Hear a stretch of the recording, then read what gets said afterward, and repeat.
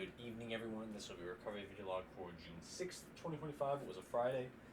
Woke up at 10:40 because Korey had called me, and he was like, "Hey, bro, shopping?" So went shopping. I got some Albertsons coupons, so we went to shop at Albertsons. Got like some meat for a pot roast. I bought some steaks for Ava and I to eat and cook up. And then came home. Korey and I played some games, and then I started the pot roast. Like I was prepping everything. I cut up the meat and like portioned it out, and then I cut up the vegetables and like portioned it out. So we have 3 batches of pot roast. So yeah, and then we played some games together. I took a quick bathroom break before work. We hung out, and then got ready to leave. Worked till 11:30 ish. I ended up closing a little late, which was all right. And then came home, watered the beans and the sprouts, and then wrote the video log description for the day. I didn't make the video log because I was so tired, and I was like, I know I got to get up early tomorrow. Like I know I got stuff to do. So I didn't do that. So goals were brush teeth, morning video log, didn't do that. Prep food, a recovery video log, didn't do that either because I was supposed to make one for Thursday evening, didn't do that. And then make the pot roast, go to work, water the beans, water the sprouts, and clean the dishes and empty the dishwasher. So the only ones that didn't get done were the video logs, which happens. And yeah, it was actually a pretty solid day. Making the pot roast is fun. I wish I had more like celery and carrots, and I was like, I had plenty of potatoes for all 3 batches, but and I had like enough onions for sure. But I just wish I had more celery and carrots. And I mean, whatever. Am I kicking a cat? No. And I mean, whatever. Like, it's not detrimental to not have celery and carrots, you know. I just found myself sitting there just going, man, like I wish I had more, you know, because it's literally like it's like a quart Ziploc bag, and it's like a fourth carrots, a fourth celery, and like half full of onions. And we love the onions. Like the onions are super super good.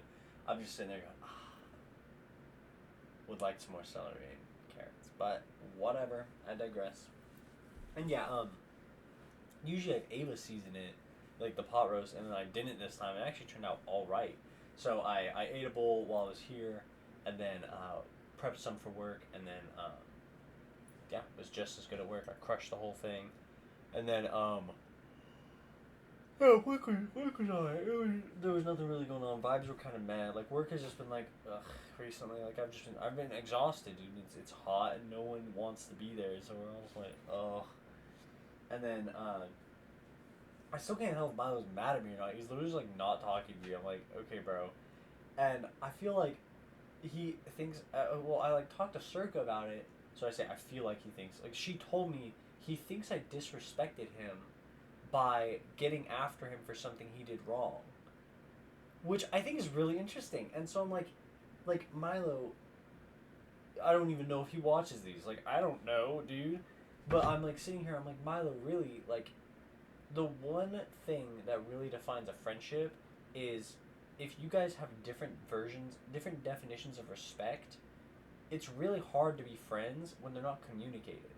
And so it's like, I feel as though I respected you by telling you you did wrong and getting upset with you because you did wrong and you need to know the severity of what you did wrong.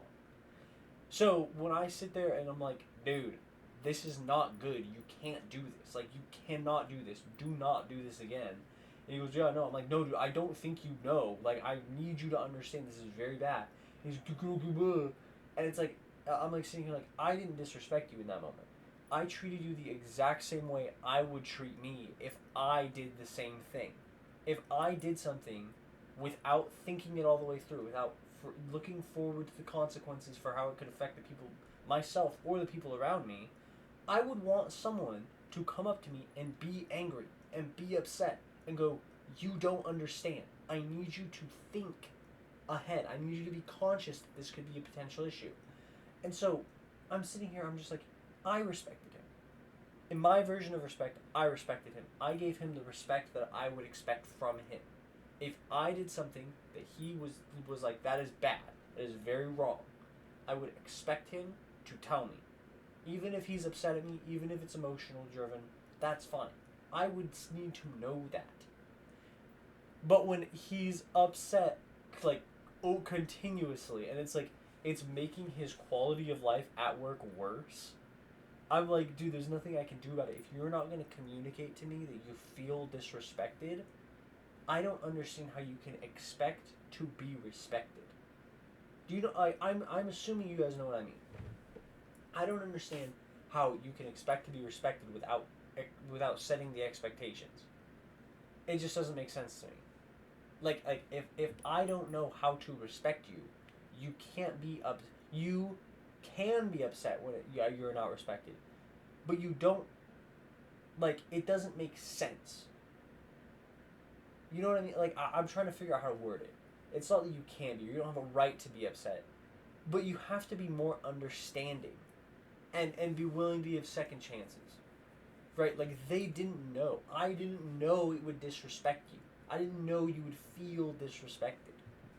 There's nothing I could have done about it without knowing beforehand. And so I'm sitting here, I'm like, if we have different definitions of respect, that's one thing. That's fine. If we had a conversation about what our expectations of respect are, that's fine. It's when I'm sitting here and I'm just like, dude, what? Like, why are you mad? And originally, I thought it was because I was making jokes about his sister. So his sister used to be his brother. She's transitioning to be a girl, and he was kind of weird about it. And after I had like gotten after him for doing wrong, I had like made a joke because his sister had called in and like asked for food and then tried to pay over the phone, which we don't do. And then like, well, originally she'd called in and had asked Milo to bring home food, and he was like, I have no money. And so later she called back in and was like, hey, I want to order, and then pay for it over the phone. And I was like, I kind of this moment was just like, you had money and you were begging Milo. And so after I had told Milo about it, and he was kind of just like, oh, yeah, yeah, be like that, yeah. And I was like, oh damn, bro, sorry, my bad, bad joke, my fault. Like I thought it was the joke about the sister, and like poking fun at his family. And I was like, okay, that's too far. Like my fault, dude. I did not for 1 second think, oh yeah, he feels disrespected because I yelled at him about him doing something wrong. Like that just didn't ever occur to me. Because I'm sitting here just going, I treated you the exact way I would want to be treated. If I do something that is like that wrong, that bad, that potentially harmful for those around me, I would want to know immediately and make very, very sure I don't do it again. And so I was just like, like, it's really interesting. It's really interesting to me how it's kind of like unfolding. And he's like, kind of just like, yeah, man, you like barely looking at me. Like, I'm just like, bro, I get that you're a teenager. Like, I get it, dude. You don't have to prove you're a teenager through your behavior. Like, it's okay. And I feel like I'm such a guy that I can kind of just meh, like, shrug it off, dude. Move on. Like, I try to be as emotionally like nurturing and accepting and understanding as possible, but my personal emotions, I literally just move on. Like I feel the full brunt of the emotions of the situation, forgive myself for my part in the behaviors, forgive the other person for their part, and resolve to not feel anything about it again, and move on with my life. Like I have to do that. Like that's how you have to cope with things. You can't do this ineffectual, like, circular thing that perpetuates hatred and distrust and dislike for each other, right? And it's like, if you can do that if you're not being respected continually, but if someone just disrespects you once, tell them they disrespected you. If they disrespect you then, now his actions would be warranted. But we haven't had that conversation. He hasn't initiated the conversation. And he kind of like, he told Circa and Circa told me, gosh, my throat's getting dry. He told Circa and Circa told me, like, oh yeah, he's not going to talk to you until you apologize. And I'm like, apologize? I'm so far moved on from the issue that he's having. Like, I don't want to sit here and go, I'm a better person, I've moved on, I'm objectively superior. But I'm sitting here and just going, it's so immature to me to be stuck on something for so long. It's so immature to be I'm gonna I do think about like the power dynamic. It is so immature to be corrected by someone who is in a superior position, who is responsible for the consequences of what you could have potentially caused, right? Like I would have had to step in and do something. When you are berated by someone who's in that position, that's not disrespectful. Like I'm respecting you as a person, yes, but your behavior was unacceptable. So you need to feel the consequences, right? I would rather you be yelled at by me than experience the consequences of what could have occurred had you done it in front of the wrong crowd, right? And so it's like I'm not trying to like tell the whole story of everything you did, but I'm sitting here. I'm just like to me, it is very immature to be stuck on it for so long. If you feel disrespected, you have to talk to me. I'm not gonna know how to respect you in the future if you don't tell me what was wrong. Was it just that I was upset? Was it that it was in front of other people? Was it the way was it my tone? Was it like what was it, right? Because I don't know which part to correct if we're not having the conversation, and it's not my responsibility to initiate that conversation. I respected you. Like I feel good about our interaction. I feel as though I played my part well. I don't usually get upset. I don't enjoy berating people. That's new for me. Like that is something I need to work on because it's necessary. If I can't instill discipline in people, and even in the future, it was a couple days after, the behavior was fixed. Like he did the thing he should have done originally, and so I'm sitting there like, okay, so what I did was effective, but it made you feel bad. So your feelings are not my responsibility. They're yours. If you want to resolve them with me, come to me. I will accept you with open arms. Like Milo is one of my best friends. I will 100% accept him with full open arms if he wants to initiate the conversation. But his emotions are not my responsibility. And it's very immature. And I told Ava, the reason I think it's so immature is because he hasn't learned that forgiveness is for him. His quality of life will be made better by forgiveness. My quality of life is made great because I forgave him, forgave myself, experienced the full situation, all the emotions of it, and resolved to not feel those anymore and moved on.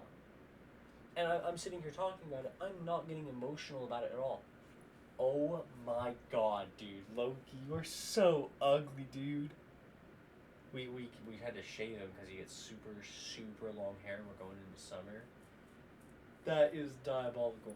That white stuff is literally, what? Why y'all kiss him, bro? That white stuff is literally just his skin. Yeah, get his ass, Skips. Get him. Okay, we're. Dude, those cats are so funny. They're literally making out, dude. I think I can move it over a little. Oh yeah, it's so funny. Okay. Anyways, like I was explaining to Ava, like it's immature to me because he has not learned that forgiveness is for him. His quality of life can be made better by forgiveness. And so it's like he is a Christian. Like he was raised Christian. And one of the things I was taught as a Christian is God has already forgiven all of us. And in our wedding vows, when Ava and I have our wedding, like I've already said this to her, but when we have our wedding, one of the things I will say to her is every action you've ever done, I have already forgiven you for. Every action you will ever do that affects me negatively, I have already forgiven you for. Like that to me is my life philosophy. Is every single bad thing that the people I love ever do that negatively impacts me in any way, I have already forgiven. It's just like who I am. Like I'm not the type of person to be hung up on these things forever. You know, like truly, if people want forgiveness, I've already given it to them. And it's like I always get like, oh, I'm sorry, I did it. I'm sorry. I've already forgiven you. I might still feel some type of way about it. You're already forgiven. You are already forgiven. My emotions are for me to deal with. And so when it comes to this thing with Milo, where the I'm gonna call them the respectations, the expectations, respect expectations. The expectations of his respect have not been solidly communicated, and so when he's disrespected, it's hard for me to pin down what it was that he wants me to apologize for. I don't know. I don't know what he wants. And so it's like it's not my responsibility to deal with those emotions and initiate that conversation that will be healing for him. If you're watching this, Milo, the door's always open, bro. You're my homie. Like, no matter what anyone ever says or thinks or feels about you, you are one of my best friends, bro. You're the homie. Like, I will 100% be your friend the exact same as I always have been. If you want to tell me how I disrespected you and how I can respect you better in the future. And I will explain to you exactly how I feel as though I respected you, and explain to you how very shortly in the future, like within 5 to 10 years, you will be in my shoes with other people who are younger than you, who you have authority over. And that's just life, dude. That's just life. So, yeah, anyways, that was the daily thought for the day. So, I hope you all have a wonderful, wonderful night, and I will see you all tomorrow. Take it easy.